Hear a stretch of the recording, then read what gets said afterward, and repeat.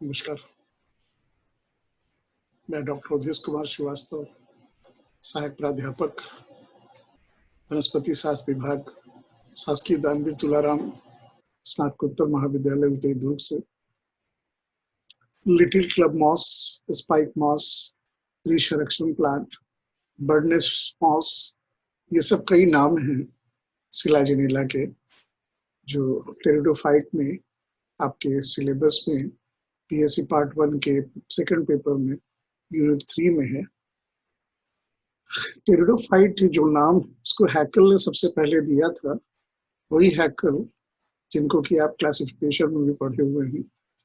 तो उन्होंने जब सिलाजिनेला का जब हम लोग बात करते हैं, टेरिडोफाइट के अंदर कई मेंबर हैं, जिसमें सिलाजिनेला बहुत इंटरेस्टिंग मेंबर है, इसलिए कि इनकी जो स्पाइक होती है छोटे से गधे की तरह दिखाई देती है, इसीलिए क्लब यानी गधा जो बजरंगबली के कंधे पे रहता है, तो छोटा सा गधा की तरह का मॉस है। स्पाइक हम लोग अक्सर बोलते हैं जो सेसाइल फ्लावर्स होते हैं, स्पाइक, तो इनमें बहुत छोटे ही स्टॉक से पाए जाते हैं, इसलिए इनको हम स्पाइक मॉस भी कहते हैं। और कई बार आप रोड के किनारे जड़ी बूटी बेचने वाले को देखा होगा, जो बेचते रहते हैं और साथ साथ ये भी एक ऐसे पौधे को डालते हैं जो कि पानी में डालते से हरा हो जाता है, संजीवनी कहते हैं उसे, रिसरेक्शन प्लांट, ये सिलाजिनेला ब्रायोप्टेरिसी है। इसके अलावा बर्ड नेस्ट मॉस भी इसे कहते हैं, क्योंकि इनकी जो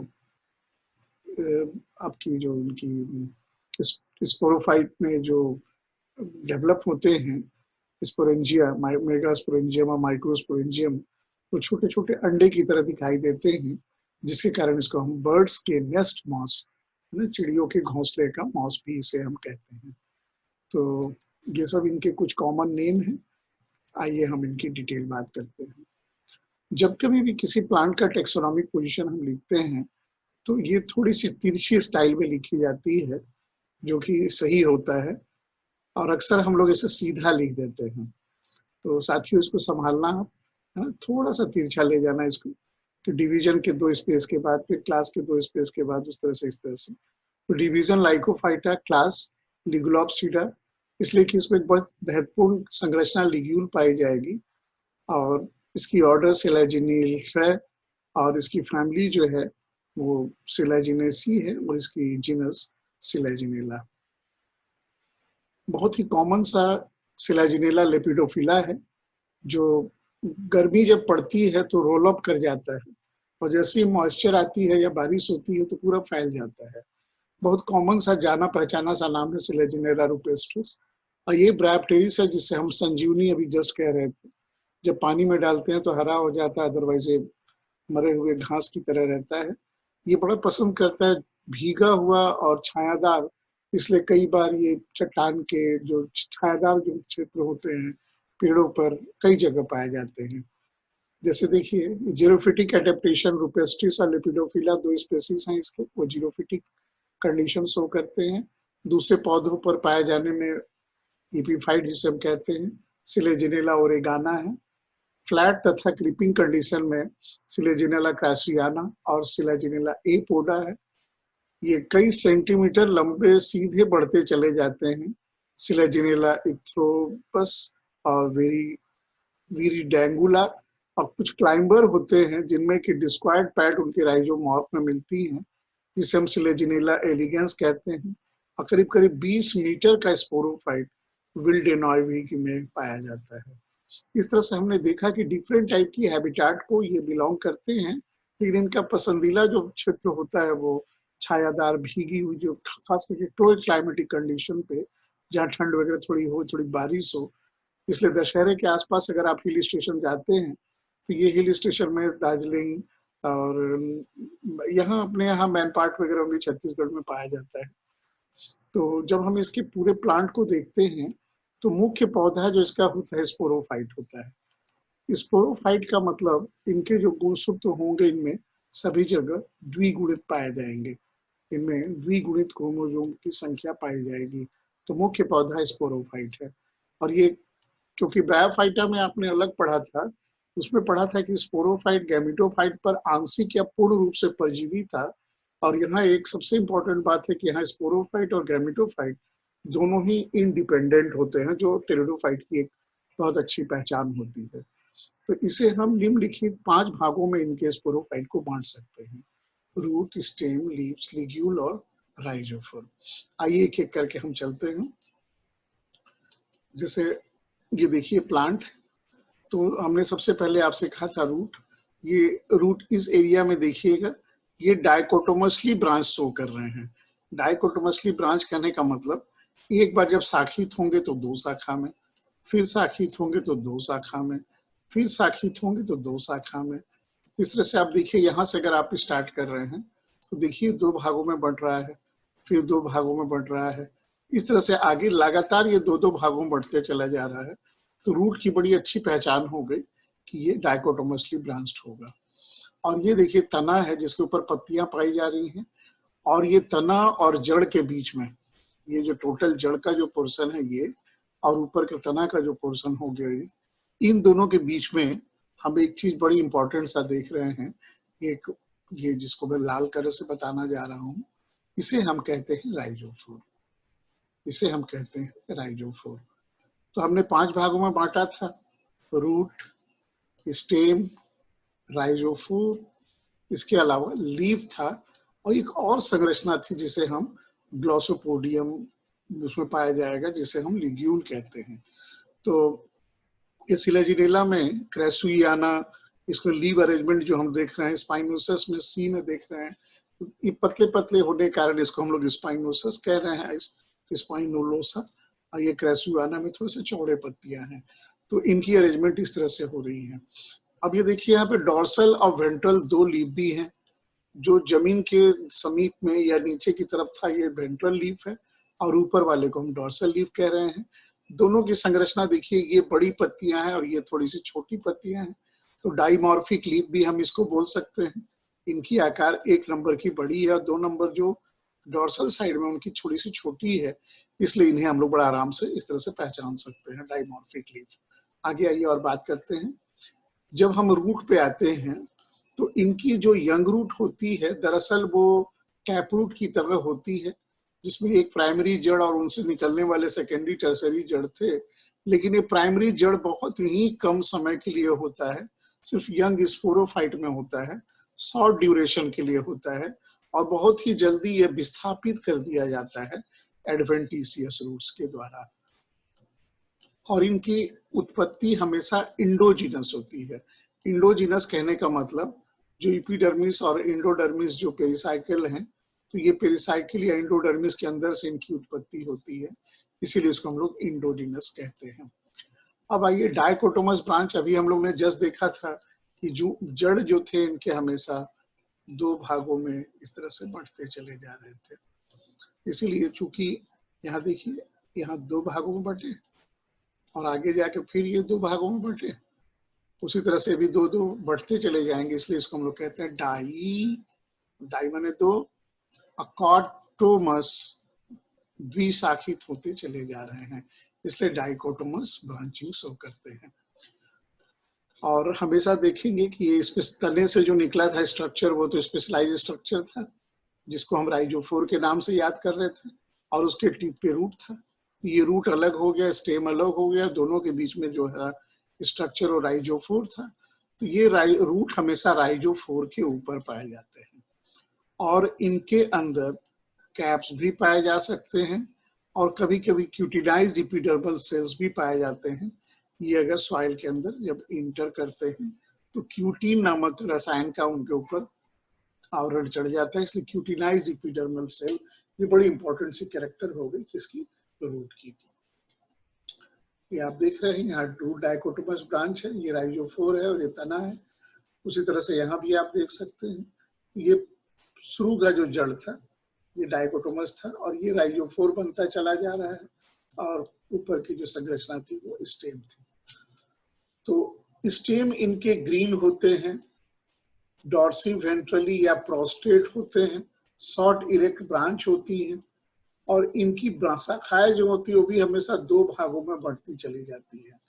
कहने का मतलब ये था कि आप देखिए ये यहाँ से एक शाखा ये निकला, एक ये निकला, फिर ये निकला, ये निकला, फिर देखिए यहाँ से 2 भागों में बट गए, फिर यहाँ से 2 भागों में बट गए, फिर यहाँ से 2 भागों में बट गए, फिर यहाँ से 2 भागों में बट गए, यहाँ से ऐसे 2 भागों में बढ़ते चले जा रहे हैं, है ना। अब फिर यहाँ से 2 भागों में बढ़ते चले जा रहे हैं, तो हमेशा 2-2 शाखाएं निकल रही हैं, इसीलिए हम इसे कहते हैं डाइकोटोमसली ब्रांच्ड। और ये स्यूडोमोनोपोडिया भी शो करते हैं। कई बार एक पॉइंट पर गलत अगर वृद्धि हो जाए, जैसे देखिए यहाँ निकल रहा था छोटा सा ब्रांच, यहाँ निकल गया, एक्चुअली हो रहा था डाइकोटोमस, किधर जा रहा था किधर जा रहा था, लेकिन यहीं पे रुक गया, तो इस कंडीशन को हम मोनोपोडियल भी कह सकते हैं, जो कि फॉल्स है, इसीलिए स्यूडो मोनोपोडिया वर्ड आ रहा है। मोनो मने एक होता है, स्यूडो मने झूठा, है नहीं, फॉल्स ग्रोथ एक पॉइंट से हो जाती है। और इनके जो सूट टिप होते हैं वहां पे सिंगल एपिकल सेल, ये जो सूट टिप है यहाँ इस जगह पे, या ये जो ऊपर का जो टिप है वहां पे सिंगल एपिकल सेल पाया जाता है in most of the cases. तो हम लोग जब मेरिस्टेम पढ़ेंगे तो उसमें पढ़ेंगे टेरिडोफाइट में सिंगल सेल से पूरी ग्रोथ हुआ करती है। यस, तो ये स्टेम था। ये राइजोफोर बड़ा इंटरेस्टिंग संरचना है, क्योंकि आप पूरे टेरिडोफाइट में कहीं भी राइजो के साथ आप फोर शब्द का प्रयोग नहीं करेंगे। फोर का मतलब ही होता है स्टॉक, इसका मतलब ही होता है स्टॉक। तो राइजो माने रूट की तरह की संरचना है। तो कुछ स्पेसीज में लीफलेस कलरलेस ब्रांचेस डेवलप होते हैं, जो पत्तियां नहीं पाई जा रही, कोई रंग भी नहीं पाया जा रहा है, और वो भी कहा प्रोस्ट्रेट स्टेम से near the point of branching, और उसी को हम कहते हैं राइजोफोर। और ये इक्सोजिनस है। और अभी आपने जस्ट जड़ को इंडोजिनस पढ़ा था पेरिसाइकिल के अंदर से, ये बाहर से निकल रहा है, और ये लोअर या डाउनवर्ड से निकलते हैं, और इनके ऊपर में हमेशा एडवेंटिशियस रूट्स लगे रहते हैं। तो तनेस के नीचे से निकल के अपने पास एडवेंटिशियस जड़ों को रखे हुए हैं, और इन संरचनाओं को हम राइजोफोर कह रहे थे। ये जो संरचना थी इसे हम राइजोफोर कह रहे थे। तो ये राइजोफोर के बारे में साइंटिस्टों का विभिन्न मत है। कुछ कहते हैं कि यह एक जड़ की तरह की संरचना है, कुछ कहते हैं नहीं ये प्रोटेक्शन देने के लिए स्टेम की तरह की है, और कुछ लोग बोलते हैं कहाँ से आया है मालूम नहीं, इसलिए ऑर्गन ऑफ सुई जिनेसिस हम अक्सर राइजोफोर के लिए प्रयोग करते हैं। राइजोफोर के लिए अक्सर हम ऑर्गन ऑफ सुई जिनेसिस जैसे शब्दों का मतलब स्वतः उत्पन्न होना, कहीं भी उत्पन्न हो सकता है, इसीलिए इसके लिए हम एक ऑर्गन ऑफ सुई जिनेसिस जैसे शब्दों का हम प्रयोग करते हैं। हाल में ऐसा लोग मानते हैं कि ये वो रूट ही हैं जिनके जो डाइकोटोमस ब्रांच के टिप पर डेवलप हो रहे हैं। और ये राइजोफोर सिलाजिनेला कस्पिडाटा इसमें नहीं पाया जाएगा। एक बड़ा इंपॉर्टेंट सा करेक्टर हो गया कि कौन सी ऐसी स्पेसीज है सिलाजिनेला की जहां राइजोफोर नहीं पाया जाएगा, तो कस्पिडाटा का हम नाम लेते हैं। आइए, अब जब हम पत्तियों की बात करते हैं तो इनमें जो छोटी पत्तियां होती है उसको लोग माइक्रोफिल कहते हैं। वो स्मॉल होंगी और सिंगल वेन होगी। आप देखिए यहाँ पे सिर्फ एक वेन दिखाई दे रहा है, जिसको मैं हाइलाइटर से बताने की कोशिश कर रहा हूँ। साइड से कहीं से वेनेशन नहीं दिख रहा है। और ये प्रायः दो प्रकार की होती है। एक होती है आइसोफिलस, जिसको होम्योफिल भी कहते हैं, और एक होती है एन आइसोफिलस, जिसे हम डाइमॉर्फिक भी बोलते हैं। तो जो होम्योफिलस है, होम्योफिलिक मतलब एक जैसी पत्तियां होंगी, तो वो डाइकोटोमस स्टेम पर स्पाइरली अरेंज होती हैं। डाइकोटोमस स्टेम पर स्पाइरली अरेंज होती हैं, जैसे हम सिलेजिनेला रुपेस्ट्रिस में, सिलेजिनेला सेलेजोनोइडिस में देखते हैं। लेकिन जब ये दो प्रकार की होंगी तो ये प्रायः एन आइसोफिलस पत्तियां कहलाएंगी, और ये प्रायः पेयर में पाई जाती हैं। जो छोटी पत्तियां होती हैं वे सिंपल होंगी। सिंपल मतलब दो प्रकार की पत्तियां होती है, सिंपल और कंपाउंड लीफ। ये सिंपल लीफ है। और ये सेसाइल मतलब बिना डंठल के है, बिना इसमें स्टॉक है। और इसकी आकृति ओवेट या लैंसियोलेट की तरह की होती है और ये स्टेम के डोर्सल साइड से ग्रो करते हैं। जो बड़ी पत्तियां होती हैं वो वेंट्रल साइड पे पाई जाती हैं, जैसे क्रैसुलियाना में, लेपिडोफिला में, क्राइसोकॉलियस में। तो यहाँ पे देखिए ये डोर्सल पत्तियां बड़ी बड़ी दिखाई दे रही है, ये छोटी छोटी दिखाई दे रही हैं, और बड़ी जो पत्तियां वो कौन है, वेंट्रल लीव्स है। अब जब इन लीफ के हम फ्रंट पोर्शन पे आते हैं तो उसी को हम क्या कह देते हैं, लिग्यूल। तो ये एडेक्सियल साइड यानी अपर साइड जो लीफ का होता है वहीं पे पाया जाता है, और ये वेस्टिजियल ऑर्गन है। वेस्टिजियल माने इनका कोई विशेष महत्व तो नहीं है, लेकिन फिर भी ये प्रोटेक्टिव होते हैं, और खास करके जो यंग पत्तियां होती है उनके ऊपर पाए जाने के कारण उनको सूखने नहीं देता है, और इनकी जो बेस होती है वो फूले फूले बेसल रीजन को हम लिग्यूल, जो हिस्सा है उनका जो पूरे के पूरे संरचना को लिग्यूल कह ही रहे थे, तो उसे हम लोग ग्लॉसोपोडियम के नाम से याद करते हैं। और ये कई तरह का हो सकता है, टंग शेप्ड लिग्यूल, ये जो सिलेजिनेला एस्वोगेली में पाया जाएगा, लोब्ड लिग्यूल सिलेजिनेला काउलोसेंस में पाया जाएगा, फैन शेप्ड लिग्यूल सिलेजिनेला मार्टेंसाई में पाया जाता है। जब हम लिग्यूल को और अच्छे से देखते हैं तो ये देखिए आपको एक लीफ यहाँ दिखाई दे रही है, और उसमें जो येलो कलर से मैं दे रहा हूँ, ये येलो कलर से, यही लिग्यूल है, यही लिग्यूल है। लिग्यूल का पाया जाना एक बहुत इंपॉर्टेंट फीचर इनको देता है, जिसके कारण इसको हम लिग्यूलोप्सिडा में रखते हैं। एक आपने इसके पहले शायद पढ़ा होगा लाइकोपोडियम, उसमें लिग्यूल नहीं मिलता है, इसलिए उसको ई लिग्यूलोप्सिडा बोलते हैं। तो ये इसके एडेक्सियल सरफेस पर हम लोग देख रहे हैं लिग्यूल को। अब इसको जब हम इनलार्ज करते हैं तो देखिए दो भागों में बांटा जा रहा है। ये नीचे का जो फूला हुआ पोर्शन है, जिसको मैं येलो कलर से शो कर रहा हूँ, ये सेक्रेटरी नेचर का होता है, वाटर वगैरह जैसे मॉइस्चर को कंटेंट को रखे रहता है, और यहीं पे पत्तियां डेवलप हो रही थी तो उनको नॉरिश देते रहता है।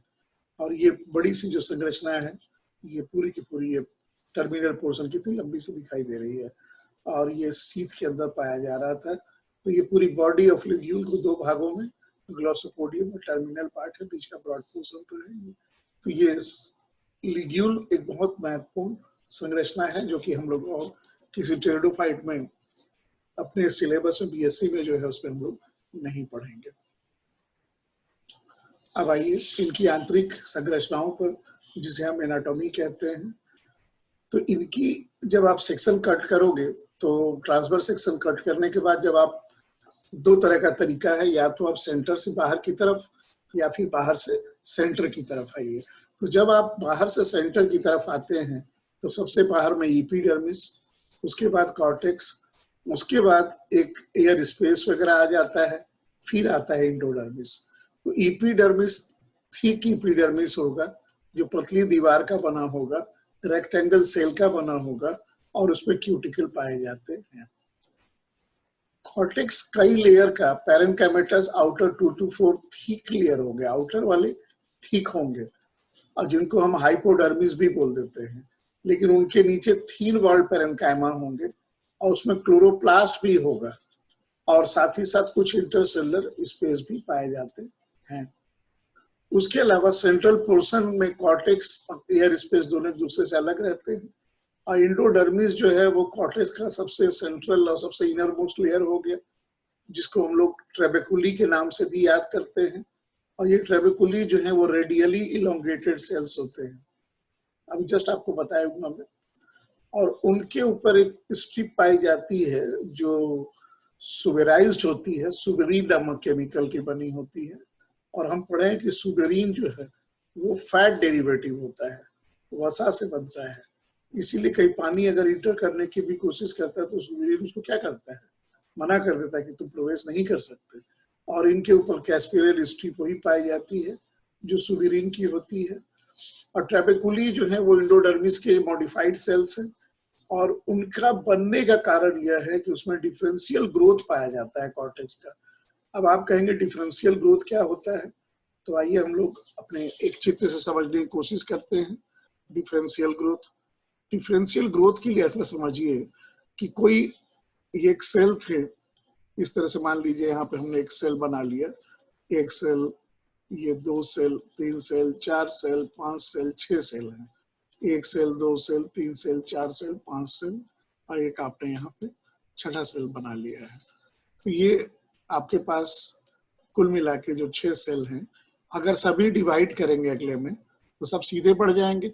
लेकिन मान लीजिए एक नंबर ने डिवाइड किया, 2 ने इनकार कर दिया, 3 ने भी इनकार कर दिया, 4 डिवाइड किया मगर 5 और 6 डिवाइड नहीं किए। ठीक है, ये 5 और 6 डिवाइड नहीं किए और यहाँ आपने 3 नंबर को कहा था डिवाइड नहीं करेंगे। तो बच्चे ये बताइए, इसमें तो बनेंगे सेल, इसमें भी बनेंगे, है ना, लेकिन ये जो चौथा नंबर है उसमें भी बनेंगे। और ये अगर और डिवाइड होते चले जाए तो ये लंबाई में से बढ़ते चले जाएंगे। लेकिन जिन्होंने इनकार किया था उनकी लंबाई बढ़ेगी क्या? बिल्कुल नहीं बढ़ेगी। तो इसीलिए यहाँ पे एयर स्पेस डेवलप होने लगता है, जो differential growth rate of the cortex दिया करता है ना। जैसे मान लीजिए हम लोग मिलके एक बस को ठेल रहे हैं, है ना। अब दूसरा उदाहरण देता हूँ, जैसे हम लोग एक बस को ठेल रहे हैं, तो बस के साथ साथ ही हम चलेंगे कि हम बस आगे चली जाएगी, हम वहीं खड़े रह जाएंगे? अगर बस के साथ साथ आप चलेंगे तो कोई स्पेस नहीं बना। लेकिन मान लीजिए सारे पैसेंजर बस को धक्का देते चले गए और आप जहां के तहां खड़े रह गए, तो आपके आगे तो गैप दिखाई देगा ना। वैसे ही समझिए कि सारी सेल डिवाइड नहीं होती है, कुछ डिवाइड करती, कुछ नहीं करते हैं। तो जो डिवाइड करेंगे वो ट्रेबेकुली जैसी संरचनाओं को बनाएंगे, और जो न डिवाइड करेंगे वहां एयर स्पेस आ जाएगा। इसीलिए ट्रेबेकुली जो है वो मॉडिफाइड एंडोडर्मल सेल्स कहलाते हैं, और differential growth rate of the cortex के कारण वो बनते हैं।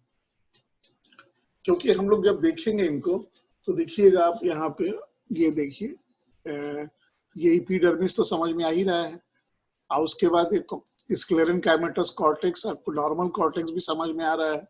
ये पेरिसाइकिल भी आपको यहाँ दिख रही है, और ये देखिए आपका क्या है, इंडोडर्मिस, जिसको कि हम ट्रेबेकुली कह रहे थे। और ये प्रोटोजाइलम, मेटाजाइलम, इनकी हम अभी बात नहीं कर रहे हैं। हम अभी समझने की कोशिश कर रहे हैं कि यहाँ एयर स्पेस या ट्रेबेकुली का निर्माण कैसे हुआ। ठीक है, जरा ध्यान से इस चित्रों में आइएगा तो आप देखेंगे कि एक ये जो सेल है जिसको मैं रेड कलर से बताने की कोशिश कर रहा हूँ, इसको क्या बताया जा रहा है? पेरिसाइकिल। और ये इंडोडर्मिस के सेल डिवाइड किए तब यहाँ तक पहुंचे। लेकिन इस स्थान के हाइलाइटर लूं तो ज्यादा आसान होगा। जैसे इस जगह के सेल आगे बढ़े, इस जगह के सेल आगे बढ़े, इस जगह के सेल आगे बढ़े, इस जगह के सेल आगे बढ़े, इस तरह से कई जगह सेल बढ़ रहे हैं। तो वहां आगे बढ़ रहे हैं, लेकिन ये सेल क्यों नहीं आगे बढ़ा? क्योंकि यहाँ विभाजन नहीं हुआ। तो यहाँ अल्टीमेटली ये एक रह जाएगा, ये रह जाएगा। इन्हें हम लोग ट्रेबेकुली, इनको भी ट्रेबेकुली, और बीच वाले को एयर स्पेस कह दिया करते हैं। तो कई बार स्टीली की संख्या एक से ज्यादा भी हो सकती है। जैसे क्रिस्टाइना, सिलाजिनेला क्रिस्टाइना पॉलीस्टेरिक होता है। जैसे आप देख ही रहे यहाँ कितने स्टीली दिख रहे हैं, 3 दिख रहे हैं। उसी को यहाँ पे जो हमने अभी आपसे कहा, वही चीज यहाँ चित्र से बताने की कोशिश कर रहा हूँ। ये एयर स्पेस है, ये पेरिसाइकिल है, ये इंडोडर्मल सेल है, ये कॉर्टिकल सेल है। तो जो डिवाइड नहीं करेगा वो तो एयर स्पेस में डेवलप हो ही जाएगा। ये इसने डिवाइड करने से इनकार कर दिया, ये आगे नहीं बढ़ा और ये आगे बढ़ता चला जा रहा है। तभी ये ट्रेबेकुली का निर्माण होता है, जो बीच बीच में खाली खाली कर देते हैं, और जिसके कारण इनकी संख्या भी परिवर्तित होती रहती है। जैसे देखिए, इसमें आपको वास्कुलर बंडल 2 दिखाई दे रहे हैं, एक ये अलग चल रहा है और एक अलग चल रहा है। तो जब हम सेक्शन काटेंगे इसका तो हमको 2 वास्कुलर बंडल दिखना स्वाभाविक है, 1 नंबर और ये 2 नंबर। और ये अपने मेसोफिल सेल्स वगैरह से ये पेरिसाइकिल से यहाँ अटैच हो रहे हैं, और उसके बाद एक कॉर्टेक्स एपिडर्मिस। तो आपने क्या देखा? आपने देखा कि सबसे बाहर एक लेयर क्यूटिकल की है, उसके नीचे एपिडर्मिस है, उसके नीचे कॉर्टेक्स है, उसके नीचे ट्रेबेकुली है, उसके नीचे पेरिसाइकिल है और मेटाप्रोटोजाइलम है, और इनका कई प्रकार के इसके अंदर स्टेली पाए जा सकते हैं। जैसे हमने कहा भी यहाँ 2 आपको दिख रहा है, कहाँ 2 दिख रहा है, कैसे 2 दिख रहा है, ये एक और ये दूसरा। तो क्रिस्टियाना में इस तरह से कई पाए जा सकते हैं। अब आप बताओ, ये कहीं लीफ ट्रेस और स्टेम ट्रेस जैसी बातें भी यहाँ हम लोग आगे क्लासेस में करेंगे। ओके, अब ये देखिए स्लेजिनेला के स्टेम का कितना क्लियर कट डायग्राम है। ये ट्रेबेकुली जो दिखाई दे रही है, जो इंडोडर्मिस पेरिसाइकिल से बने हैं, और ये प्रोटोजाइलम और ये बेटाजाइलम है। तो सबसे बाहर में cuticle, epidermis, pericycle, air space, phloem, cambium, protometaxylem. तो ये टीएस ऑफ स्लेजिनेला स्टेम था। मैं समझता हूँ यहाँ तक तो कोई दिक्कत नहीं है। अब जब हम इसकी स्टीलर सेक्शन की बात करते हैं, तो स्टीलर माने कालम होता है। तो पेरिसाइकिल सिंगल लेयर्ड है। पेरिसाइकिल जो है वो थिन वॉल्ड सेल्स के हैं, अब वस्कुलर बंडल को घेर घार के रखे हैं। और फ्लोएम जो है वो फ्लोएम ट्रांसपोर्ट में सिर्फ स्यूब सेल ही काम करता है। कुछ फ्लोएम पैरेन्काइमा भी आप ले सकते हो, और कंपेनियन सेल्स ये भी एब्सेंट हो सकते हैं फ्लोएम में, और जाइलम में तो बिल्कुल उसके चारों तरफ नहीं पाए जाएंगे। जब हम जाइलम की बात करते हैं तो जाइलम एक्सार्च, डाइआर्च और सेंटर में प्रेजेंट होता है। तो सबसे पहला क्वेश्चन आता है एक्सार्च क्या है। एक्सार्च 2 प्रकार की बातें आएंगी, एक्सार्च और इंडार्च। जब हम स्टेम पढ़ेंगे तो एक्सार्च पढ़ेंगे, जब हम रूट पढ़ेंगे तो इंडार्च पढ़ेंगे। कहने का ये मतलब है कि जब कभी भी हम वस्कुलर बंडल का डायग्राम बनाते हैं और हमको उसमें 2 प्रकार के जाइलम मिलते हैं, एक है मेटाजाइलम और एक है protoxylem. What will the protoxylem? जो पहले बनेगा छोटा बनेगा।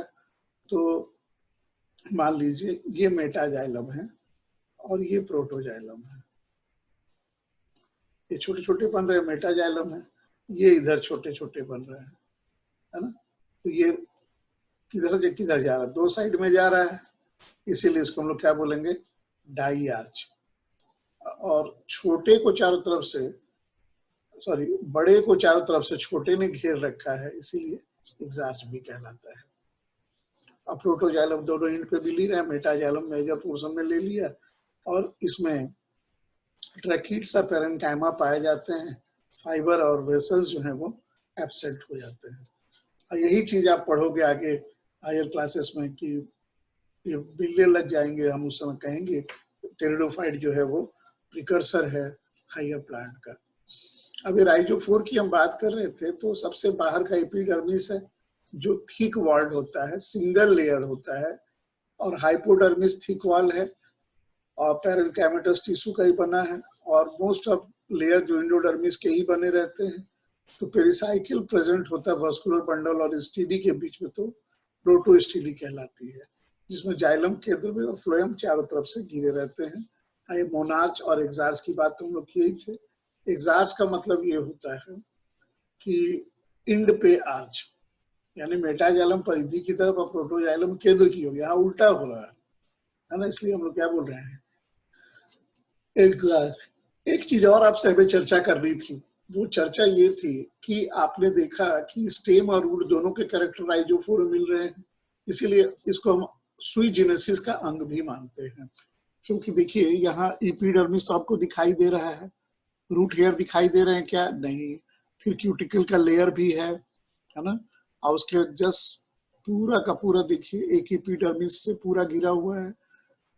एपिडर्मिस के जस्ट नीचे हम लोग देखते हैं कि ये हाइपोडर्मिस है, और हाइपोडर्मिस को 2 भागों में बांटा जा रहा है, ये स्क्लेरेन्काइमा और ये पैरेन्काइमा। उसके बाद नंबर आता है अंदर का, जिसको आप क्या कहते हो, इंडोडर्मिस। और इंडोडर्मिस के नीचे क्या है, पेरिसाइकिल। और जो बड़े बड़े जाइलम है, देखिए हाइलाइटर से ज्यादा अच्छा दिखेगा क्या, ये जो है बड़े बड़े जाइलम दिख रहे हैं, ये मेटाजाइलम है, और ये छोटे जाइलम जो है वो प्रोटोजाइलम है। तो इस तरह से हम लोग राइजोफोर का सेक्शन समझ सकते हैं, जो और यहाँ पे क्लैरिफाई किए हैं ये। ओके, लीफ भी बहुत आसान है, अपर एपिडर्मिस, लोअर एपिडर्मिस, अब बीच में जो फिल सेल्स। और आप देखिए इन सभी कोशिकाओं में डॉट डॉट डॉट डॉट जो भरा पड़ा हुआ है, एपिडर्मिस, एपिडर्मिस और जनरल कॉर्टेक्स में, इसको हम मेसोफिल जो बोल रहे हैं, इन मेसोफिल में है ना क्लोरोप्लास्ट के साथ पैरानोइड भी पाए जाते हैं। तो क्लोरोप्लास्ट के साथ पैरानोइड पाया जाना कहाँ का लक्षण था? तो आप कहेंगे सर ये तो हम लोग एल्गी में पढ़े थे। जी, कुछ ब्रायोफाइट में मिले थे, बिल्कुल ठीक जा रहे हैं। और टेरिडोफाइट्स में ये कोरिलेशन है इनका इवोल्यूशन के लिए, है ना। कोरिलेशन और इवोल्यूशन मतलब हम इन प्रकार के लक्षणों से कह सकते हैं कि इनकी उत्पत्ति भी शैवालों से और एल्गी से ही हुई है। तो देखिए वही चीज हम आपसे जो चर्चा कर रहे थे, अपर एपिडर्मिस और ये लोअर एपिडर्मिस, और वो एक सेल थिक होते हैं और उनमें क्लोरोप्लास्ट पाया जाता है। स्टोमाटा जो है अपर और लोअर एपिडर्मिस में, है ना, पाया जा रहा है, लेकिन ज्यादातर कहाँ मिलेगा? Lower epidermis. बहुत प्रोमिनेंट स्टोमाटा दिख नहीं रहा है। तो below the epidermis mesophyll cells हैं, उसमें पैरेन्काइमा है, क्लोरोप्लास्ट विद पैरानोइड है, और इसका बहुत इंपॉर्टेंट रोल हो जाएगा। इसके अलावा फ्लोएम जो है उसके पास सिर्फ सीव सेल है, चारों एलिमेंट जो होते हैं वो नहीं है, और कई तरह के पैरेन्काइमेटस टिश्यूज को सिंगल लेयर से बांध करके हम लोग जा रहे हैं। तो लीफ एनाटॉमी में हम लोग इस तरह की चीजों को देखते हैं। अब आइए रूट में। तो रूट में सबसे इंपॉर्टेंट कैरेक्टर है कि इसका यूनिसेलुलर रूट हेयर पाया जाएगा, और एपिडर्मिस के ठीक नीचे कॉर्टेक्स होगा, जो बाहर में स्क्लेरेन्काइमा, अंदर में पैरेन्काइमा पाया जाएगा। इसके अलावा एंडोडर्मिस नामक चीज पाई जाएगी, और जो बड़ा इनकॉन्स्पिकुअस है, सिंगल लेयर पेरिसाइकिल प्रेजेंट है, और इसकी स्टीली जो है जाइलम के बाद आ रही है, मोनाच, एक्सार्च और हॉर्स शू शेप पाई जाती है। ये एक्चुअली हॉर्स शू शेप कहने का मतलब ये कुछ इस तरह से अरेंजमेंट होगा, सी जैसे लिखते हैं, ये पता नहीं किसने किया है। तो ये मोनार्च, एक्सार्च और हॉर्स शू शेप इनका पाया जाता है। अब देखिए ये हैप्लोस्टिली हम लोग बोलते हैं, जाइलम बीचों बीच, चारों तरफ फ्लोएम। अब वही जाइलम जब अंदर की तरफ थोड़ा सा इस तरह से रेस की तरह निकल गया, फ्लोएम अंदर की तरफ जाने लगा, तो ये एक्टिनोस्टिली कहलाती है। अब प्लेट की तरह का जाइलम हो जाता है तो इलेक्ट्रोस्टिली। अब वही प्रोटोस्टिली में हम लोग इस लाइन को भी डिस्कस कर रहे थे। और दोनों साइड अगर फ्लोएम हो जाए, दोनों साइड अगर फ्लोएम हो जाए या एक तरफ फ्लोएम हो, तो देखिए इसमें दोनों तरफ है, तो हम एम्फीफ्लोइक, और चूंकि पीथ बीचों बीच गुलाबी रंग का जो दिख रहा पीथ प्रेजेंट है, इसलिए साइफोनोस्टिली। और यहाँ सिर्फ बाहर की तरफ येलो कलर दिख रहा है जो फ्लोएम का है, इसलिए इसको हम कहते हैं इक्टोफ्लोइक साइफोनोस्टिली। क्यों साइफोनोस्टिली? यहाँ पीथ प्रेजेंट है। प्रोटोस्टिली में पीथ नामक चीज कहीं हम नाम लेते ही नहीं थे। अब ये छोटे छोटे अगर सेगमेंट में टूट जाएगा तो यू स्टिली बन जाएगा, और उसी में अगर मिक्स हो गया तो टेक्टोस्टिली जो हम लोग गन्ने वगैरह में पाते हैं, स्कैटर्ड वस्कुलर बंडल, और एक रिंग में मिलेगा तो इसको डिक्टियोस्टिली हम लोग कहते हैं। यहाँ ऑरेंज कलर से फ्लोएम को, हरे रंग से जाइलम को, और पर्पल कलर से पीथ को दर्शाया गया है। तो इस तरह से हमने देखा कि हमारी पूरी की पूरी एनाटॉमी इनकी कंप्लीट होती है। अब रिप्रोडक्शन की जहाँ बात है, तो ये स्पोर भी बनाते हैं, गैमेट से रिप्रोड्यूस भी करते हैं। तो सबसे इम्पोर्टेंट बात है कि इनमें अल्टरनेशन ऑफ जनरेशन चलता रहता है। आइए हम लोग बात करते हैं। तो रिप्रोडक्शन होने के कई मेथड हैं, जिसमें सबसे पहला एडवेंटिशियस ब्रांच है। जो मुख्य पौधा है वो अचानक रूपेस्टिस में वो एक समस्थानिक शाखा बन जाती है, जिसे हम एडवेंटिशियस ब्रांच कहते हैं। और नहीं समझ में आ रहा, ये जैसे मान लीजिए प्लांट है, अचानक साइड से निकल गया और ये डोरमेंट हो गया, और ये बाद में एक नए पौधों में डेवलप हो जाएगा, तो ये रूपेस्टिस में पाया जाता है। उसके अलावा ट्यूबर, यहीं पे लीफ से पूरा कवर्ड ट्यूबर जैसी संरचना सिलेजिनेला, क्राइसोराइजस में, सिलेजिनेला एबिसिनिका में, ये सब में पाए जाते हैं। कई बार इनकी जो बड होती है, कलियां जो होती है, वही डोरमेंट हो जाती हैं, जैसे सिलेजिनेला क्राइसोकाउलस में पाए जाते हैं। और फिर कई बार अगर सुटेबल कंडीशन ना मिले तो वहीं पे वो नष्ट भी हो जाते हैं और आगे एक नए पौधे में विकसित होते हैं। जैसे देखिए सिलेजिनेला का ये ट्यूबर यहाँ जर्मिनेट हो रहा है, ये है ना, और एक नए पौधे को बना रहा है। उसी तरह से यहाँ पे देखिए अभी ट्यूबर लाइक संरचना दिख रही है आपको, इससे नए पौधे बन सकते हैं। तो हम लोगों ने इनके जनन के बारे में हल्की सी चर्चा की। और अब देखिए मेन हम लोग यहाँ पे आ रहे हैं। एक्चुअली कहते जरूर है सेक्सुअल रिप्रोडक्शन, लेकिन चूंकि इसका स्पोरोफाइट ही अपने आप में इंडिपेंडेंट है, इसलिए ये एसेक्सुअल रिप्रोडक्शन कहना पता नहीं कितना उचित होगा, लेकिन इसलिए कहना उचित होगा कि स्पोर बनाते हैं और स्पोर से नया गैमेटोफाइट जनरेशन प्रारंभ होता है, इसीलिए हम लोग यहाँ पे इसको कह रहे हैं। तो दो प्रकार के स्पोर होते हैं, इसलिए हेटेरोस्पोरस, बाइस्पोरेंजिएट हम लोग कहते हैं इनको।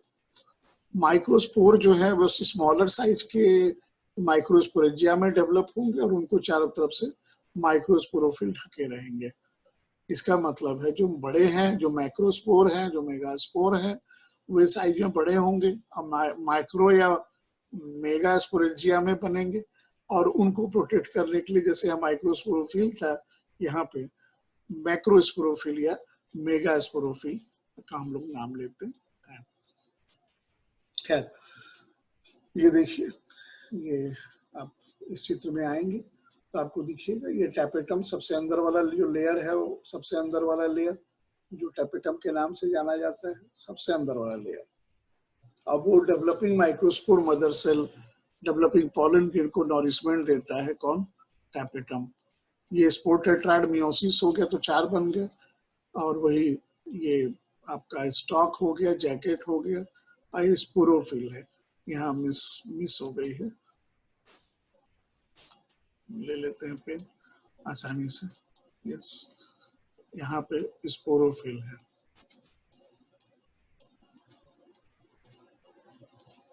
और यहाँ पे जूस्पोरेंजियम भी हम लोग वर्ड का इस्तेमाल कर रहे हैं।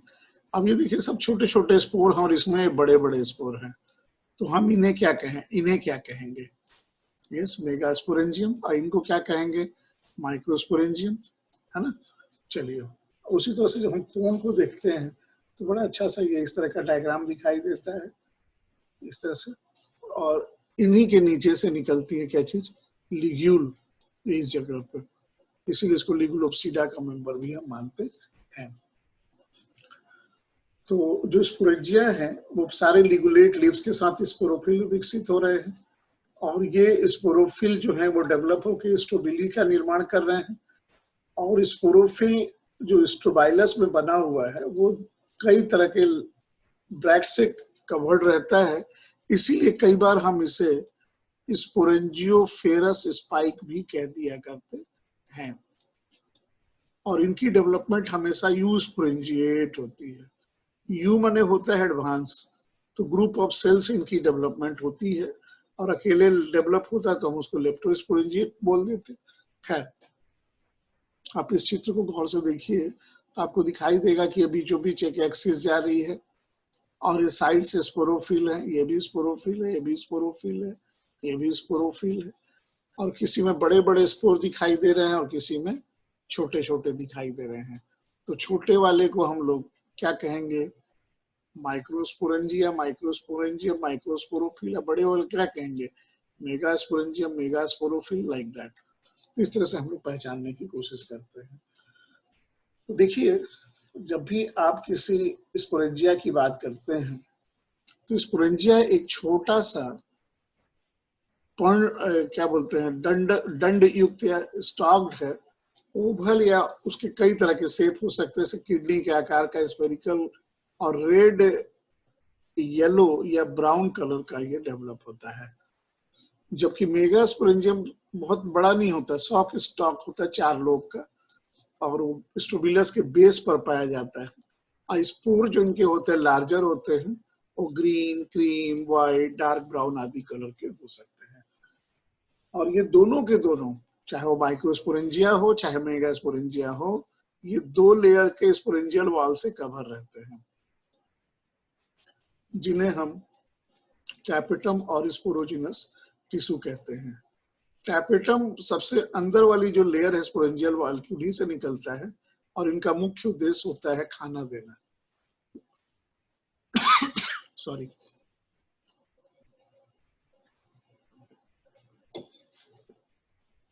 जो भी मेगा माइक्रो स्पोर डेवलप हो रहे हैं उन्हें वो भोजन देते हैं टैपेटम। ये टैपेटम तो हायर क्लास में पढ़े थे और आगे भी पढ़ेंगे, और हम हायर बोल रहे हैं। 12th में भी आपने पढ़ा होगा, tapetum provide nourishment to developing microspores. तो ये दोनों के दोनों साइज में, लोकेशन में, नंबर में, स्पोर में वेरी करते हैं, लेकिन इनकी जब भी डेhiscence होती है तो वर्टिकल क्लेफ्ट होती है। जैसे मान लीजिए अगर स्पोरेंजिया है तो लंबवत ऐसे फट जाता है, वर्टिकल क्लेफ्ट होती है उनके वॉल में और उनके स्पोर बाहर रिलीज होते हैं। अब ये देखिए, ये अलग अलग मेंबर में अलग अलग तरह की डेवलपमेंट हम लोग पाएंगे। जैसे यहाँ पे मेगास्पोरेंजियम जो है वो बेस पर पाया जा रहा है, मेगास्पोरेंजियम यहाँ पे बड़ा वाला, और पूरे के पूरे अपर एरिया में माइक्रोस्पोरेंजियम ही पाए जाते हैं। और ये हम लोग कहाँ पाते हैं? सिलेजिनेला हेल्वेटिका में, सिलेजिना सेलेजोनॉइडिस में, सिलेजिनेला रुपेस्ट्रिस में, ये सबसे कॉमन है। लेकिन एक रो में सिर्फ माइक्रोस्पोरेंजिया हो मेल, और दूसरे रो में सिर्फ, मैंने चित्र उलट बना दिए, ये माइक्रोस्पोरेंजिया और ये दूसरे में सिर्फ मेगास्पोरेंजिया, तो दोनों अलग अलग लाइन में चल रहे हैं, इसलिए इन इक्विलिफोलिया नाम ही उनकी स्पेसिस का हो गया है। एक कंडीशन में हम ये देख रहे हैं कि सिंगल मेगास्पोरेंजियम हो रही है, कहाँ पे? बेस पर, सिर्फ एक, बाकी जितने भी स्पोरेंजिया हैं सब माइक्रोस्पोरेंजिया हैं, और कोई डिफिनिट क्रम नहीं होगा मार्टेंसी, सिलेजिनेला, कॉलोरेसेंस पे, और एक ही प्रकार की स्पोरेंजिया पाई जाएगी सिलेजिनेला ग्रेसिलिया में और आर्ट्रोविरिडिस में। तो ये अलग अलग तरह की इनके जिस स्पेसीज और जीनस के आधार पर स्पोरेंजिया में माइक्रोस्पोर और मतलब कोन के अंदर, एक्चुअली कोन न कहना ज्यादा उचित होगा, स्ट्रोबिलस कहना। कोन में स्पोरेंजियम और स्पोरोफिल बड़ा कॉम्पैक्ट होते हैं। जैसे हम लोग पाइनस में अगर हम लोग जाएंगे पढ़ने तो पढ़ेंगे कि पाइनस में मेल और फीमेल कोन पाए जाते हैं, साइकस में भी कोन पाए जाते हैं, लेकिन फीमेल कोन नहीं मिलता है क्योंकि वहां सिंगल मेगास्पोरेंजियम रहते हैं। तो चूंकि यहाँ पे मेगास्पोरेंजियम भी है, स्पोरेंजियम भी है, लूजली अरेंज्ड है, इसलिए हम यहाँ कोन शब्द का प्रयोग कई जगह हम ना करते हैं, उसके लिए हम लोग शब्द का प्रयोग करते हैं strobilus. Strobilus is the best word. जैसे देखिए यहाँ पे, ये आप एक रैचिस ले लिए और इससे देखिए ये लिग्यूल, यहाँ पे ये जो है लिग्यूल की संरचना, ये आप लाइकोपोडियम में नहीं पढ़े थे, इसलिए उसको ई लिगुलोप्सीडा के नाम से आप याद किए थे, और इसमें लिग्यूल है इसलिए लिगुलोप्सीडा हम कह रहे हैं, लाल वाली।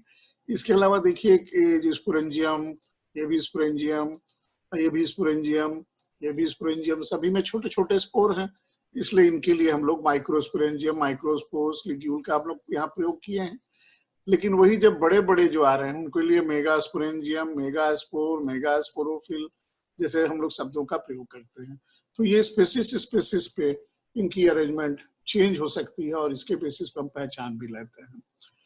ओके, अब ये देखिए जो माइक्रोस्पोर और मैक्रोस्पोर, एक्चुअली मैक्रो के जगह हम लोग मेगास्पोर शब्द का भी प्रयोग करते हैं। मेगास्पोर बड़ा है इसलिए मेगास्पोर, छोटा है इसलिए माइक्रोस्पोर।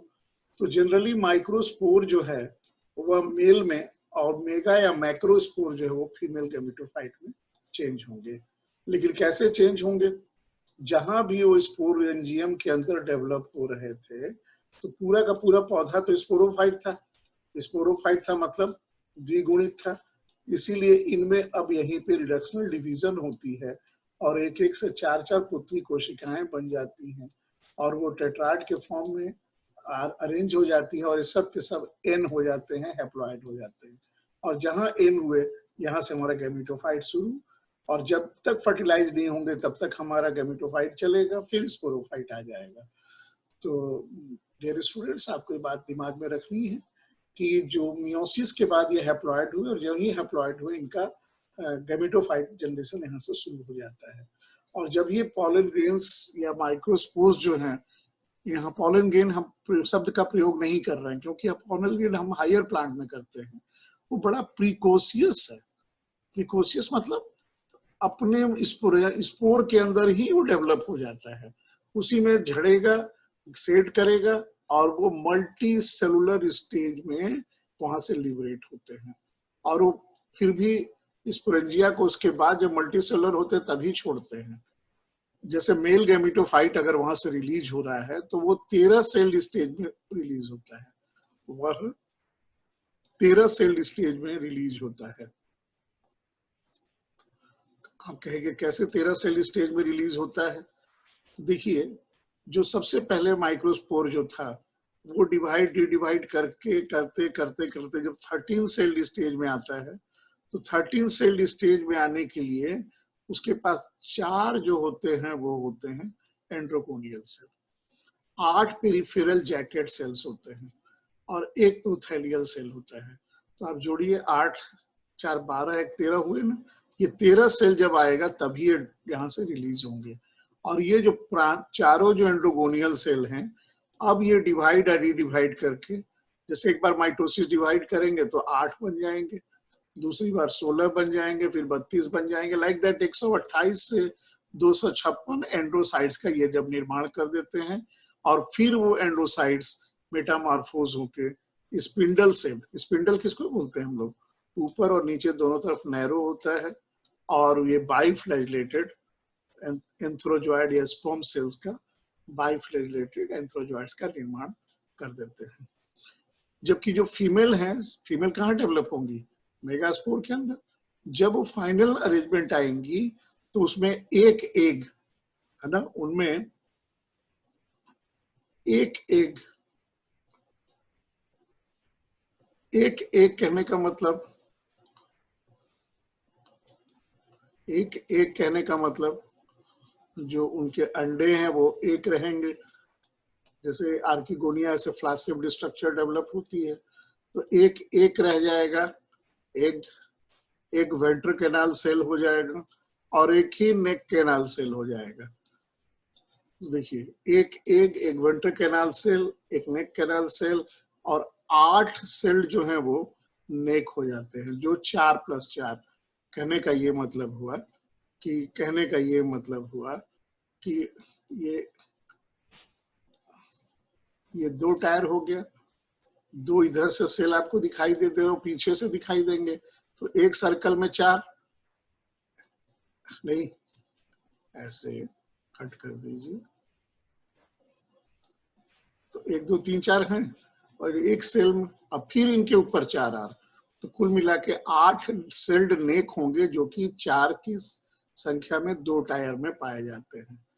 और इसमें कवर सेल एब्सेंट होता है, आप खूब कवर सेल पढ़ते आए हैं ना, ब्रायोफाइटा में और कई टेरिडोफाइट में भी आप पढ़ेंगे, लेकिन यहाँ कवर सेल एब्सेंट हो जाते हैं। ब्रायोफाइटा में तो कवर सेल था ही था, जो बिल्कुल ऊपर में मुंह इस तरह से इनके ऊपर में जो पैसेज बनाता था जिससे एंथ्रोजॉइड्स अंदर आते थे। खैर जो भी हो, तो यहाँ तो कवर सेल है ही नहीं, एक वेंट्र कैनाल सेल है और एक नेक कैनाल सेल है और एक एग है। तो ये जो एंथ्रोजॉइड्स थे वो पानी की मदद से इसके अंदर प्रवेश करेंगे। जब प्रवेश करेंगे तो क्या होता है, जब ये प्रवेश करेंगे तो थोड़ी देर में उसकी हम लोग चर्चा करते हैं। थोड़ा सा देख लें माइक्रोस्पोर के बारे में, कि माइक्रोस्पोर काफी छोटे होते हैं डायमीटर में, लगभग 0.15 से 0.5 मिलीमीटर बड़े होते हैं। और जैसे ही टेट्राड से अलग होते हैं, टेट्राड माने यहीं पे मियोसिस हो गई, जैसे ही इनमें मियोसिस हुई है टेट्राड बन गए, और जो ही ये टेट्राड से अलग होते हैं, एक एक अलग अलग, तो 4 रहेंगे वो, और उन पे ट्राई रेडिएट मार्किंग पाई जाएगी, और धीरे धीरे वो सब स्फेरिकल शेप में आ जाते हैं, सब स्फेरिकल में। और इनमें हम देख रहे हैं कि इनके पास 2 प्रकार की चीजें पाई जा रही हैं। नंबर 1, बाहर की एक्साइन है और अंदर की इंटाइन है। ये देखिए, एक्साइन जो बाहर की तरफ है काफी मोटी लेयर दिखाई दे रही है, वेरी थिक एंड स्कल्पचर्ड है, और अंदर का इंटाइन जो है पतला डेलिकेट है। देखिए इंटाइन इसके अंदर, ये जो इंटाइन है बड़ा पतला सा लेयर है, इसके अंदर न्यूक्लियस और साइटोप्लाज्म आदि हैं। तो यह अभी से यहीं से इसका जाएगा क्या, लिबरेट हो जाएगा क्या, नहीं, ये कितने स्टेज में जाएगा, 13 सेल में, है ना। अभी हम लोग जस्ट चर्चा किए थे 13 सेल में कैसे आएगा, 4 एंडोगोनियल सेल, 8 जैकेट सेल और 1 प्रोथेलियल सेल, ये मिलके जब 13 सेल स्टेज में आएंगे, अब देखिए वो डिवाइड करता चला जाएगा, और उसके बाद एंथ्रोजॉइड्स का निर्माण करेंगे, और सारे एंथ्रोजॉइड्स फिर पानी में इनसे बाहर निकल के स्विम करते हैं, जो भी मैं चर्चा कर रहा था। और ये प्रत्येक स्पोर के अंदर रिजर्व फूड मटेरियल होता है, और किस फॉर्म में, वाइल ग्लोब्यूल में या नाइट्रोजनस मटेरियल। तो देखिए ये अपने पास आयल ग्लोब्यूल और नाइट्रोजनस मटेरियल रखे हुए हैं। आप स्कूल जब जाते थे तो टिफिन डब्बा लेके जाते थे ना, उसी तरह से समझिए भी अपने साथ कुछ खाने पीने का चीज भी लेके आ रहा है। पता नहीं कब मिलेंगी, जिनसे मिलने जा रहे थे, किनसे मिलने जा रहे थे, एक से, लेकिन उनके साथ 3 विलेन खड़े हैं वहां पे। कौन कौन? Neck canal cell, ventricle canal cell, और अब जब ये कवर सेल तो पहले ही से गायब हो गया है, तो 3 में 2 ही इनको मुख्य रूप से सामना करना है। तो जैसे ही आर्किगोनिया मैच्योर होता है, आर्किगोनिया जो ही मैच्योर होता है, तो इनके नेक कैनाल सेल और वेंट्रिकल कैनाल सेल ये नष्ट हो जाते हैं, ये नष्ट हो जाते हैं। ठीक है, पूरा ही नष्ट हो गया नहीं? चलिए फिर से बना लेते हैं। मतलब नेक कैनाल सेल और वेंट्रिकल कैनाल सेल एब्सेंट हो गए, और स्पिंडल शेप्ड जो थे एंथ्रोजॉइड बाइफ्लैलेटेड चले आते हैं पानी की मदद से इसके अंदर। और यहाँ पे कौन इंतजार कर रहा था? एग। जैसे ही एग से मिलेंगे, फर्टिलाइजेशन हो गया और द्विगुणित आपकी जायगोट, अब वो जायगोट फिर आगे विकसित होगी। परंतु थोड़ा सा फीमेल गेमेटोफाइट को भी हम लोग समझें कि जो मेगा स्पोर है वो बहुत बड़े साइज का होता है, और 1.5 से 5 मिलीमीटर उसकी लंबाई चल रही थी, और वो टेट्राड में ट्राई रेडिएट मार्क भी रखे हुए थे अपने पास। सेपरेशन होने पर जो मेगा स्पोर है बहुत मोटे मोटे दीवार के हो जाते हैं, और साइटोप्लाज्म रिजर्व फूड रखे रहते हैं आयल के रूप में, वाइल ग्लोब्यूल और नाइट्रोजनस मटेरियल रहेंगे। और ये फिर सिलाजिनेला जो है उसमें 48% फैट, 0.4% नाइट्रोजनस मैटर और 1.26 मिनरल मटेरियल पाए जा रहे हैं। तो जब ये सारी चीजें हैं तो फर्टिलाइजेशन किसकी उपस्थिति में कंप्लीट हो रही है? पानी की। अब उसी के अंदर इंडोस्कोपिक डेवलपमेंट इम्ब्रियो का भी हो जाता है। जो जायगोट बने थे अब वही, अब डिवाइड करेंगे फिर 2 भागों में, अपर सस्पेंसर और लोअर एम्ब्रियोनिक सेल, और फिर एम्ब्रियोनिक सेल से 2 कॉटिलीडन या सीड हैबिट की तरफ अप्रोच करता है। क्योंकि आपने देखा कि ये हेटेरोस्पोरी भी शो कर रहा था, 2 प्रकार के स्पोर थे इनमें। तो सिलेजिनेला रुपेस्टिस में फर्टिलाइजेशन और एम्ब्रियो डेवलपमेंट दोनों मेगा स्पोरेंजियम के अंदर ही होता है, जो विविपेरी है। तो साथियों गौर कीजिए कि इसमें 3 बातें आपके पास बहुत इंपॉर्टेंट आ रही है। नंबर 1 हेटेरोस्पोरी, नंबर 2 कॉटिलीडन का बनना, नंबर 3 विविपेरी का पाया जाना। लेकिन कोई अटैचमेंट नहीं होने कारण मदर प्लांट के साथ, हम इनकी प्लासेंटा नहीं होने कारण हम इनको ट्रू सीड नहीं मान पा रहे हैं। अदरवाइज अप्रोच तो है ही सीड हैबिट की तरफ। इसीलिए कई जगह एक क्वेश्चन भी आता है कि सिलाजिनेला हेटेरोस्पोरी तो शो कर रहा है मगर सीड हैबिट भी शो करेगा क्या? तो हम लोग इसको हाँ या ना में, तो कुछ 3 कैरेक्टर ले आना भी अपने आप में तो एक महत्वपूर्ण घटना है ही। अब देखिए हम लोग इसके पूरे जीवन चक्र को देखें तो इसके जीवन चक्र को हेट्रोमॉर्फिक अल्टरनेशन ऑफ जनरेशन हम कहते हैं। क्यों कहते हैं हेट्रोमॉर्फिक? इनकी आकृति जो है वो बार बार क्या हो रही है? परिवर्तित हो रही है। होमोमॉर्फिक होता तो एक जैसा होता। तो हम कहाँ से शुरू करें? चलिए आइए शुरू करते हैं मैच्योर स्पोरोफाइट से। जैसे प्लांट था, लीफ था, स्टेम था, स्टोबिलस था, राइजोइड था, राइजोफोर थे, एडवेंटिशियस रूट्स थे, है ना? तो इनके अंदर ये कोन डेवलप हो रहा है। कोन कहना उचित होगा कि स्टोबिलस। अब इसको कोन ना कह के अगर स्टोबिलस बोले तो ज्यादा अच्छा है, स्टोबाइलस। क्योंकि आप जब एमएससी करने आओगे तो आपको सिरेंजियम का भी नाम बताया जाएगा साइलोटम में, तो वहां भी लूजली अरेंज्ड है, स्टोबिलस में भी लूजली अरेंज्ड है। कोन का मतलब ही होता है कि अगर ये सारी चीजें जो स्पोरोफिल है बड़ा कॉम्पैक्ट अवस्था में पाई जाए।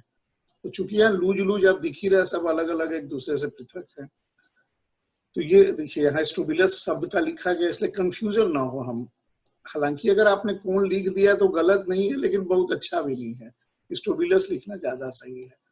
तो ये देखिए बड़े बड़े हैं, इसलिए इनको हम लोग मेगास्पोरेंजियम, और छोटे छोटे हैं इसलिए इनको हम माइक्रोस्पोरेंजियम, इनके नीचे माइक्रोस्पोरोफिल, सॉरी इनके नीचे माइक्रोस्पोरोफिल और इन मेगा के नीचे मेगास्पोरोफिल। ये लिग्यूल तो आपको दिख ही रहा है, लिग्यूल से ही हम पहचानते हैं, क्योंकि खास करके बीएससी में जब एलएस दिया जाता है सिलाजिनेला और लाइकोपोडियम का, तो हम लिग्यूल को देखते हैं। अगर लिग्यूल है, मेरी बात को बिल्कुल याद रखिएगा, प्रैक्टिकल में भी जरूरत पड़ेगी इसकी। अगर लिग्यूल है, दो ही मटेरियल इस तरह से लंबे वाले मिलेंगे आपको, और एक तो आपको मिलेगा उधर से क्या नाम है इक्विसिटम। तो इक्विसिटम को तो ऐसे ही देखते साथ पहचान में आ जाता है। तो ये पूरा का पूरा स्टॉक है, और ये दोनों स्पोरेंजियम होंगे। अब देखिए यहाँ से ये टेट्राड निकला, और मियोसिस चूंकि यहीं पे हो रही है, तो ये स्पोरोफाइट जनरेशन जब तक फर्टिलाइजेशन नहीं हुआ था, यहाँ से लेके यहाँ तक को हम लोग स्पोरोफाइट या 2n हम लिख रहे थे। और ये फिर फीमेल गैमेटोफाइट में वही एक वेंट्रिक कैनाल सेल, एक neck canal cell, cover cell है नहीं, और ये ओपन अपना रिसीव कर रहा है यहाँ एंथ्रोजोइड्स को। और यहाँ माइक्रोस्पोर जो थे मेल गैमेटोफाइट, वो 13 में यहाँ से अलग हुए। अब फिर उनसे हमने बताए थे 128 से 256 स्पर्म सेल, जो स्पिंडल से स्पर्म या एंथ्रोजोइड बन के जा रहे हैं पानी की मदद से, और यहाँ फर्टिलाइज किए, फिर यहाँ जायगोट बना, और वो जायगोट फिर से डेवलप होकर नया स्पोरोफाइट बनाता है।